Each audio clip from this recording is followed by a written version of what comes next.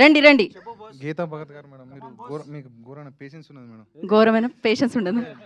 ఎంతసేపు ఎవరు మాట్లాడినా నిల్చొని అట్లా భలేగా ఉంటారు. అంటే నవ్వొచ్చినా రాకపోయినా భలే అదేంటి మీరు మధ్య మధ్యలో మీరు మధ్యలో వినకండి, మొత్తం వినండి. కానీ కానీ మీరు మారిపోయారు, మొత్తం మారిపోయారు. ఒక సక్సెస్ తర్వాత స్టైల్ మారింది, మీ లుక్ మారింది. ఏ పిల్లగాడు నూనె పెట్టుకొచ్చిండు, నువ్వు ఏంది అట్లా చేస్తావు? నువ్వు మంచి థ్యాంక్ యూ. నువ్వు అంటే చాలా ఇష్టం అంట, అదే చెప్పడానికి వచ్చిండు.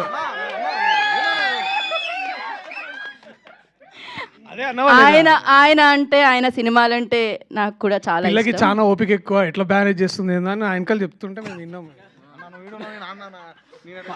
అదే అన్నా లేదా?